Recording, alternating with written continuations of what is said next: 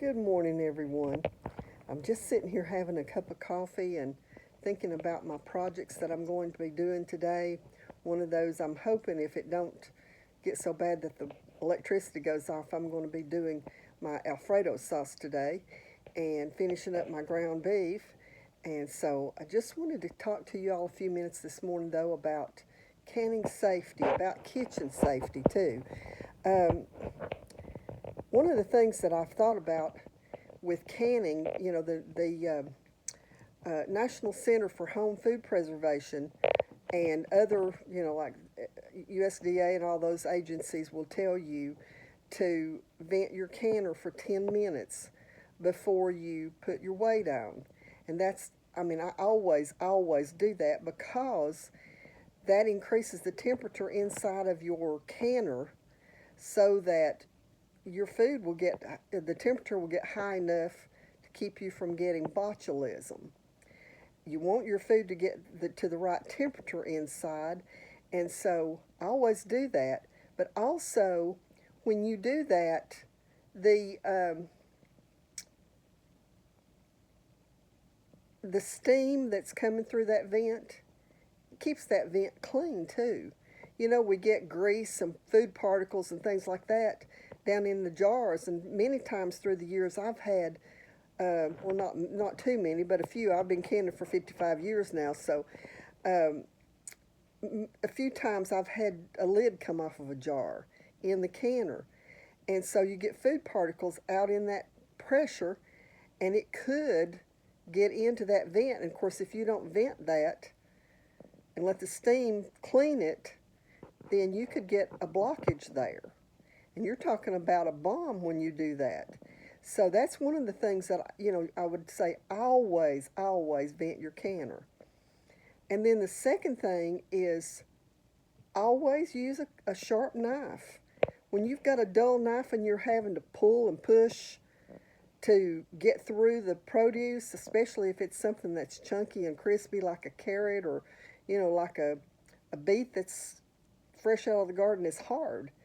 And so always use a good sharp knife. Uh, First of all, it's going to save your arms. It's going to, it's takes a lot of the stress and strain off of you when you're trying to do that. And so be sure to do that. And the other thing, and this is so important, don't ever try to pick up a hot canner, and especially not a hot loaded canner. When you have a canner that's loaded with jars and it's hot, you try to pick it up, what if the load shifts? You can have that hot water spilled down the front of you. I mean, you would be burned from your chest all the way to your toes. And bad, I mean, that water being that hot, you would have serious burns. And then the other thing, a canner, I mean, you think about how much water, how big a water bath canner is. That's a lot of weight.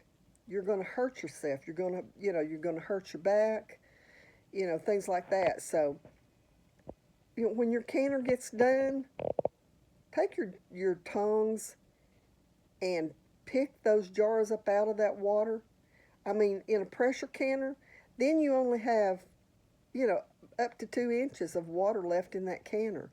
It takes so much of the weight off of it. And then it takes half of the weight out of a water bath canner.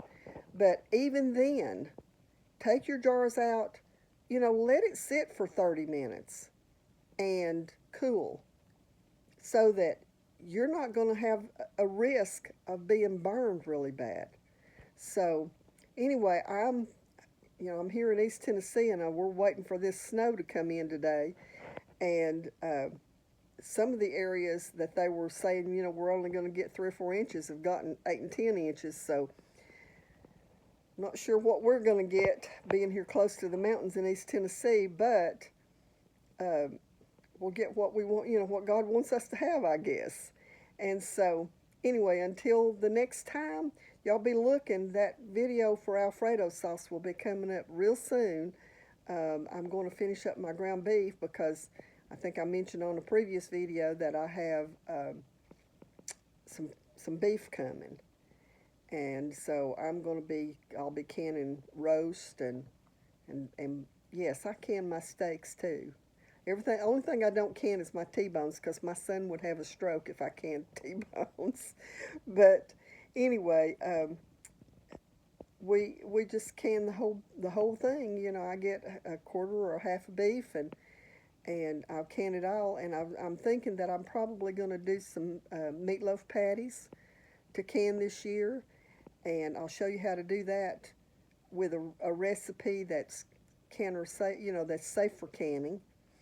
And then I'm also going to talk to you a little bit about the safety of the Alfredo sauce and why this recipe is a safe canning recipe. So, anyway, until maybe later in the day, we'll see you soon. God bless you all.